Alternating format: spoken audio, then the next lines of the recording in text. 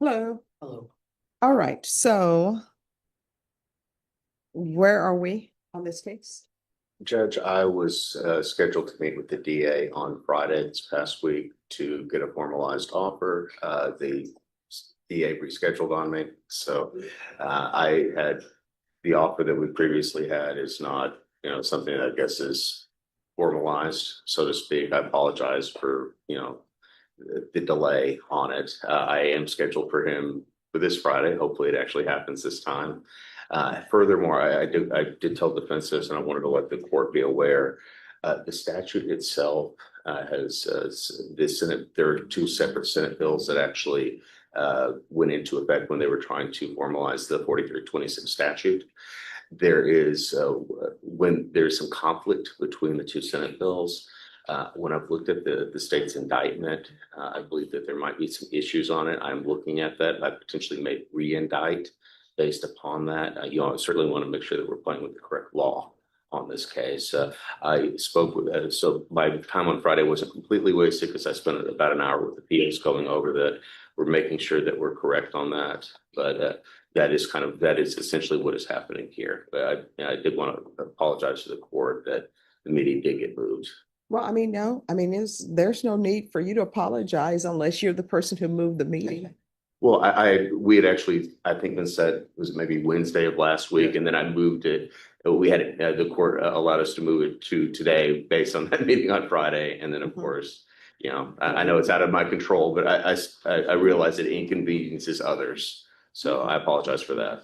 No. Here's the thing. I always tell people apologies that people should give are for their own actions.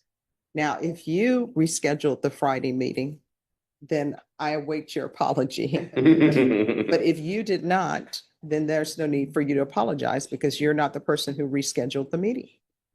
Norma, recall this for August 11th. There will be no more resets for the scheduling of meetings. So let the powers that be know. Understandable. That's more than fair. I appreciate it, Judge. All right. And there may be some requests for appointment of experts on this case, and I've been holding off on that until I see how far apart we are, or maybe we're not that far apart. Would you rather I address that before then, or just hold on until this? I'll address that before then because your plea deadline date is August 11th. Yes, ma'am. All right. Thank you so much for addressing appropriate for court. Once you sign the reset form, you're excused. Thank you. Judge.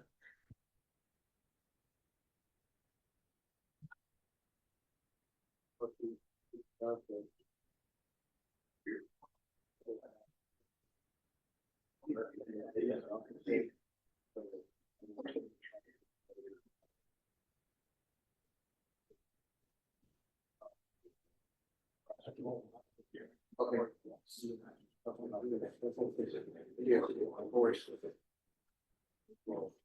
You saw this.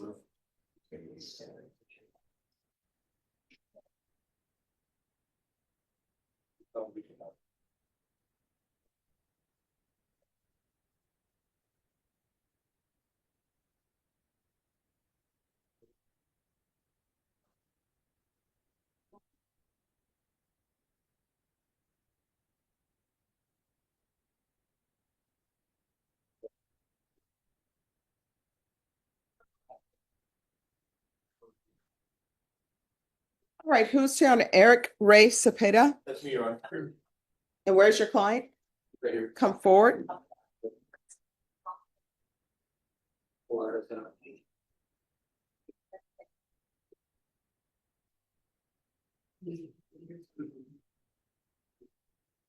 Hello. All right. Today is supposed to be final discovery. Is all the discovery been tendered? Judge, lots of it has, and I've reviewed lots, like 1,000 items, so I'm pretty sure, according to Mr. Garahan, that's all of it. What I would ask though is for additional time, because there are multiple co-defendants, and what I've seen in the past on these cases is there is stuff that one co-defendant has and another might not. So what I've talked to Mr. Garahan about, what I would like to do is tender him a 2 or 3 terabyte disk drive and just get everybody's discovery. He's agreed to do that. So we would ask for additional time to get that done. All right, Ms. Ferguson. On this case, I need a 45-day reset, please. and state at that time an offer will be due. Yes, Your Honor.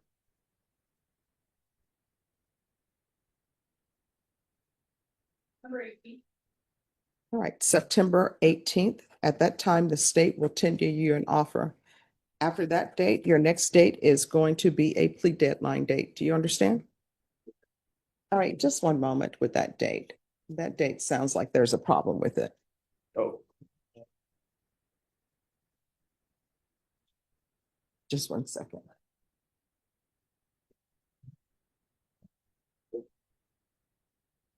All right, Mr. Flores, today is your plea deadline date.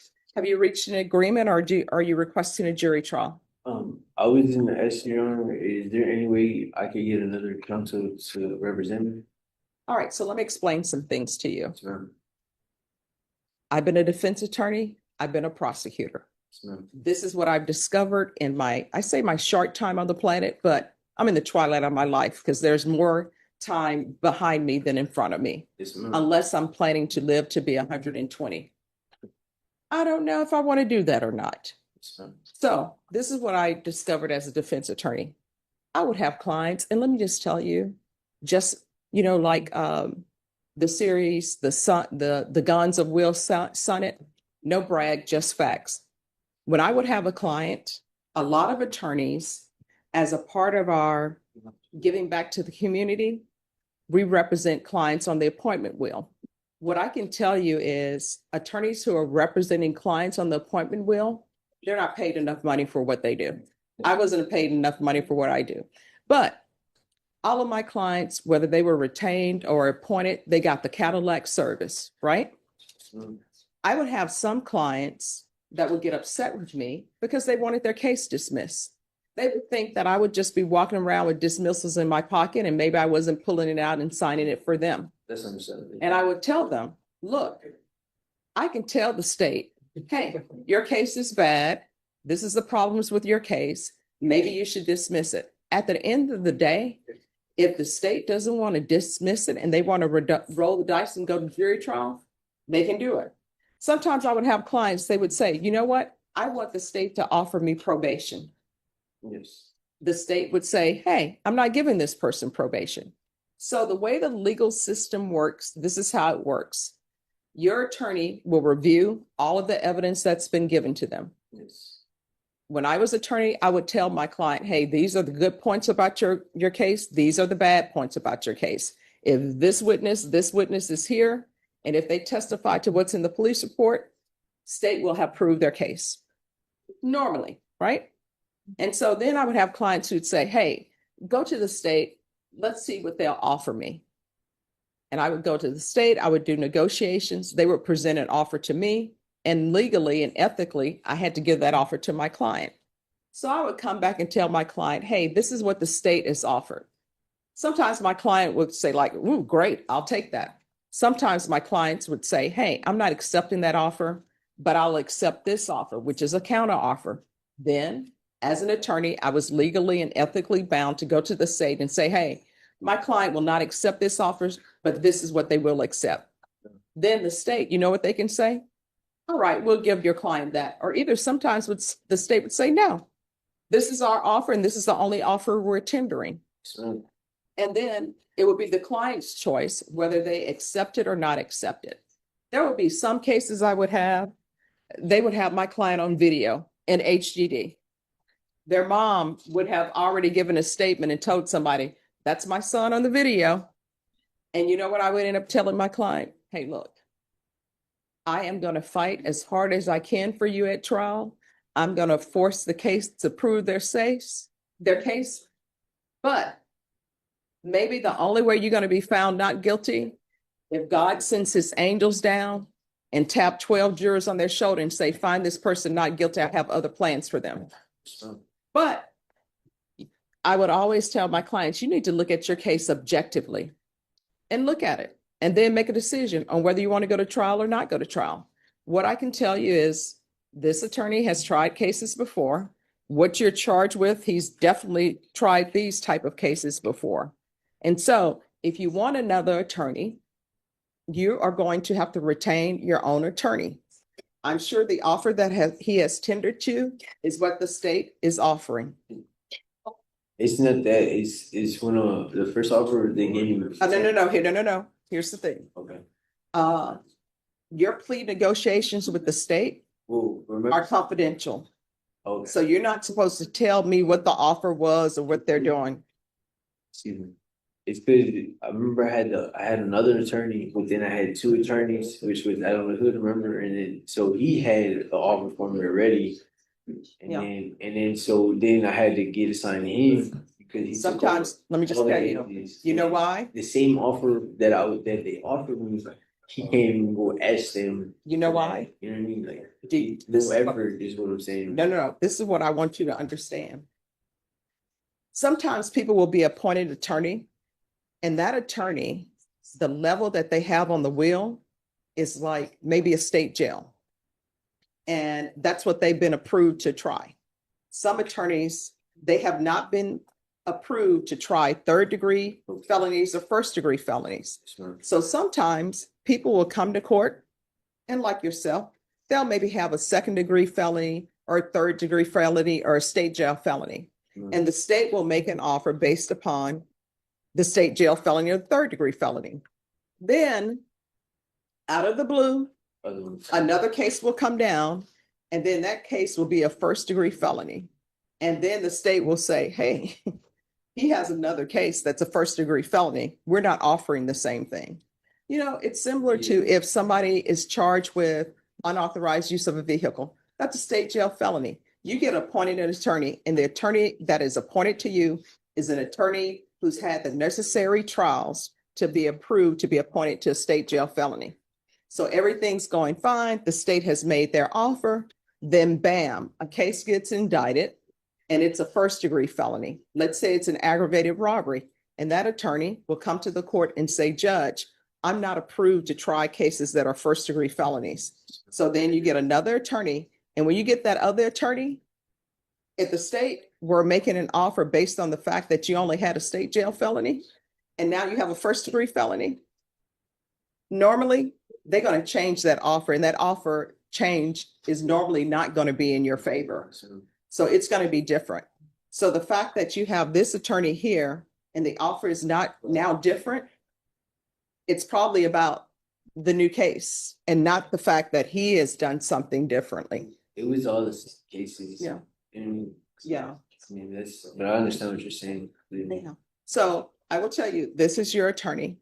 Today is your plea deadline date. You need to let me know whether or not you've reached an agreement with the state. If you have not reached an agreement with the state, that is fine with the court. This is just a time where I give people your last time to perhaps come to an agreement. And then after that, you're either going to a jury trial or a bench trial.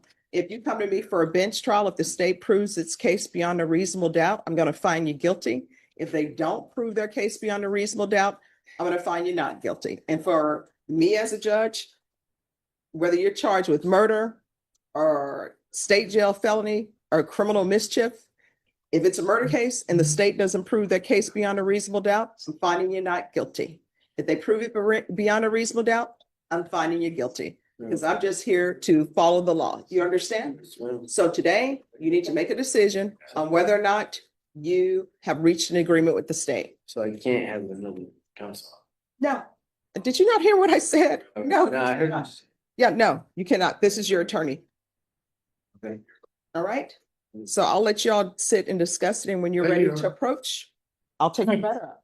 Thank you. You're welcome. Who is here on Felicitas Cooper Be Meredith and I. and Michael Cooper, who informed me that he's actually named after the basketball player? You need to come up to that. Yes. So he is yes. So he's in Texas territory as a person being named after Laker. Well, you know, we have certain dear friends that are also part of our, one of our colleagues and Lakers fans too.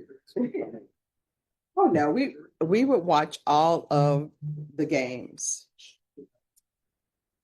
You know, when I was growing up, New Orleans Jazz had already moved to Utah. And people always wondered, why is it called the Utah Jazz? I'm like, because they're supposed to be in New Orleans. Then we end up having the Pelicans. So, Or the Lakers from Michigan, right? yeah. Oh, The Titans originally were still the Oilers when they were in Tennessee. all right. So defense, the court had concerns about conflict of interest, but you all said that you will file file a motion stating that the conflict is waived if there is one. Okay. So could you pull the waivers for me, please? Yeah. Right, thank you. All right, so we are here today. And Nate, have you been able to contact the complainant? She reached out to us in response to the last hearing, so she's there, yes. And we need, Kind of was watching it. she's there, so we're in the middle of trial, obviously we can't do two trials at once. Well, no, have you tendered an offer?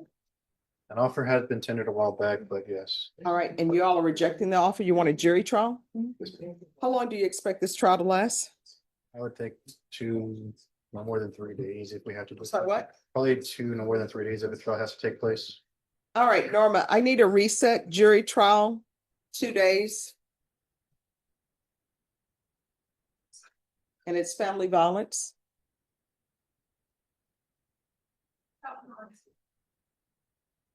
All right, September 22nd will be your jury trial date.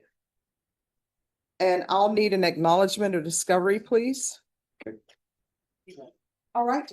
Thank you so much for dressing appropriately for court. You're welcome. And once you sign the reset form, you're excused. And once you all have the acknowledgement of discovery, you all will be excused. Judge, on that date, I'm already set and I'm prosecutor pro tem on a murder in the 290. That's what I was checking. Okay, let's see if it goes. It's really old. Okay, it's just the one case that I'm still prosecutor Okay. on, and it's in the 290, just so you know. So if that one gets called up, there's Oh. nobody to step in, so. I understand. But we do have him, but I understand. All right, so just have a seat. They're gonna give you a reset form. Thank you. All right, let's talk about that.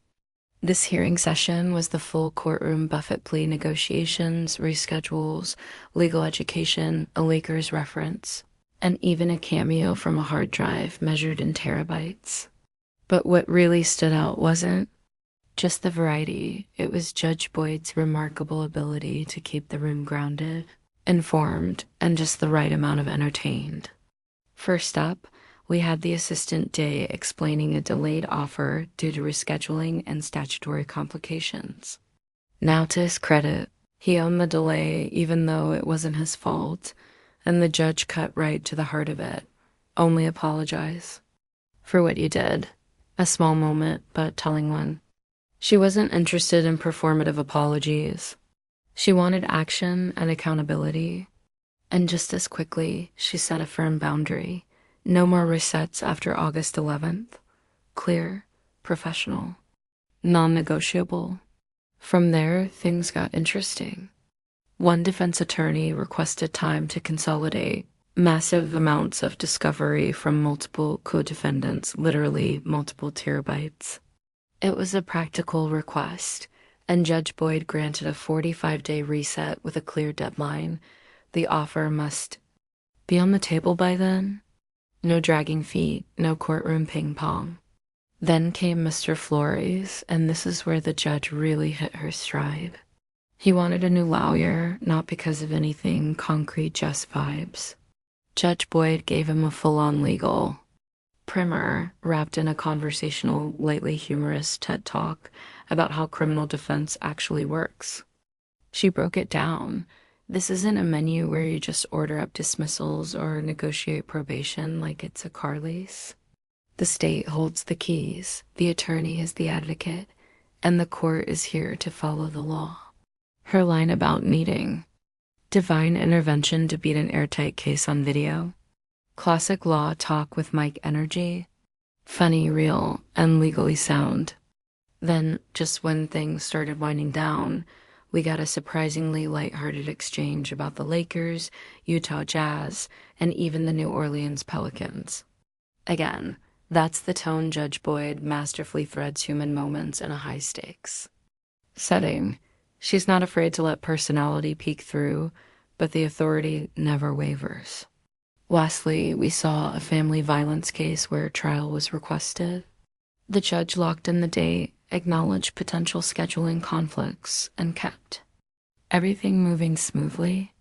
Through it all, the atmosphere was steady and professional, punctuated with wit, but rooted in respect. Judge Boyd is as consistent as she is candid, and that courtroom is better for it. If you found this hearing insightful, consider subscribing, hitting the bell, and letting me know your thoughts in the comments below. I read everyone,